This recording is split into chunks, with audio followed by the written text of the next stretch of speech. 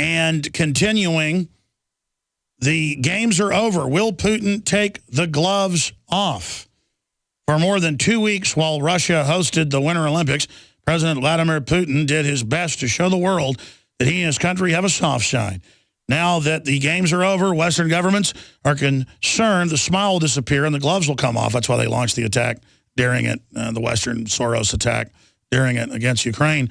In Russia, tug of war with Europe over the fate of Ukraine.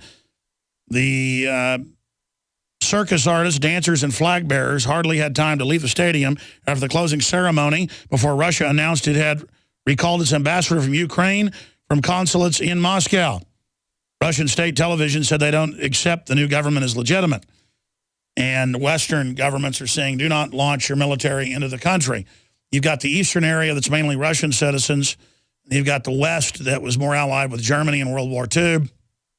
And I understand they have a beef with Russia, but they should know that the euro will suck them dry. And the euro are the ones that spent $5 billion with the State Department fomenting this. And so I'm sure from different perspectives, there's different reasons for this. The point is the detonator, the initiator on all this is the West. Now, I don't know Max Kaiser's take on this, but I know he's lived all over Europe and covered it. So we'll get his take on it. But, you know, I mean, I'm for the Arab Spring, except it got hijacked and in some cases stirred up by the West. What is your view, Max, of what's happening right now in the Ukraine? Well, you know, Russia, Iran, and China, we've talked about this before. They have a mutual defense pact, I guess you could call it, or it's the Shanghai Cooperation Agreement. And, you know, China, Russia, and Iran share something very interesting in that they don't have central banks that are controlled by the Fed or the IMF or the World Bank. So there's enormous pressure by the central banks of the West to seize these operations of Iran, Russia, and China, because that's a threat to the central bankers. And the central bankers in the West are what feed those enormous bonuses on Wall Street by printing up those trillions of dollars of the quantitative easing. But because Iran, China, and Russia have economies that, well, in the case of Russia, of course, they have huge natural resources, and they don't really need to have a financialized Ponzi scheme like you have on Wall Street. So they don't really need to be part of the confederation of corrupt central banks, whether it's the ECB, the Bank of England, Bank of Japan, the Federal Reserve Bank. So that's where the tension is. And the situation in Ukraine, obviously, it's another hit piece by, you had John McCain down there in the CIA looking to stir trouble. They're looking to seize any assets they can and fund some local CIA-sponsored folks, and game on. Same thing we've seen in Central America, South America, North Africa. This is the global insurrection against banker occupation, as we've been talking about on your show for years. It's just been getting larger and more violent as the central bankers want to protect their monopoly in printing fiat nonsense and giving themselves huge bonuses and letting everyone else starve. What's interesting is that in the Ukraine, on the economics front, the price of food has been going up. We've talked on your show before, Alex, about when the price of food as a percentage of disposable income gets to around 40%, there's usually some kind of violent revolution. We saw it in the Arab Spring. We see it now in Ukraine. We see it in historically going back to the French Revolution. So that's another byproduct of this money printing, is that the poor people who are exposed face-to-face with the rising food costs as a percentage of disposable income, when it gets to a certain level, they just go into the streets because they've got nothing to lose. Exactly, Max, but that's the problem. They know when these countries are going to blow up, so the West then triggers its revolution to make sure a real revolution doesn't happen. And so instead of the Russian allied government that's obviously got problems, they're now going to go with the EU, who's already saying they're going to put the Ukraine under debt. I mean, this is... Yeah, exactly. That's exactly right. So that I'm saying that's what you have at work here. And so they're coming after net neutrality. They're coming internet taxes. Yeah, they've done it instead. You know, Aaron Swartz died for the sins of the corpocracy. But, you know, you're coming to Oxford University, Alex.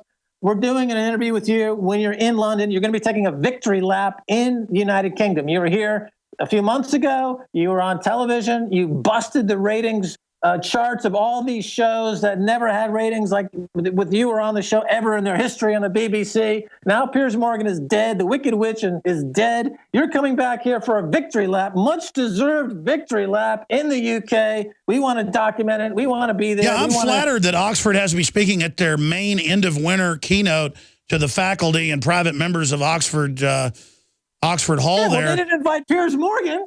You know, they didn't invite a slime bucket like Piers Morgan because he's... No, but let me ask you, why do you think the faculty is inviting me to come address them? That's bizarre. Because you're a media maven. I mean, you've redefined public media in the world. That's what they said in their letter. They said I'm changing the media, the way the media works.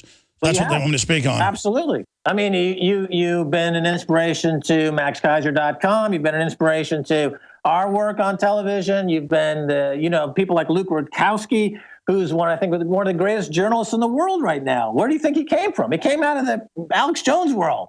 So now you're taking a much-deserved victory lap. And I think there's going to be, be on my Well, I do like England. I got to tell you, I really love England. That's why I said I'd come back. Because I love the Salisbury Plain. But I was going to live somewhere. Gosh, that's beautiful. Well, listen, Max, we'll talk to you for a full hour soon if you can do it on everything in the world. Thank you so much for popping in. And my pleasure, Alex. Bye-bye.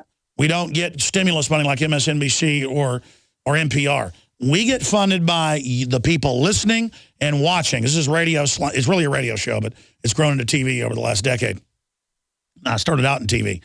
So when you buy the books, the videos, the T-shirts, the super high quality, non-GMO heirloom seeds, the lowest prices at the International Seed Center at InfoWarsStore.com. You get the Molon Labe Pro Gun shirts, whatever it is, of over 500 great items. You are funding our operation, Voting Free Will. So get the new Molon Labe, the most handsome Molon Labe shirt out there. Get the 50 cal bottle breacher made by Navy SEALs. From Made-in-1776.com, the T-shirts made in America. Get the fluoride shield with the nascent iodine and 5 other key things to strip out the heavy metals and toxins. It's really the best deal on the site. Get the survival shield proprietary nascent iodine that has done. Look at me. Folks, put me on screen. I am working out less than I was 6 months ago. Because once you get fat and out of shape, even if I was swimming 2 miles and jogging, 3 or 4 miles every other day, I got healthier, my heart, blood pressure, all that real good, but I still had blubber. Soon, I'm going to take my shirt off, folks. I mean, sitting down, I barely have a little pot belly now. It's like a third of what it was.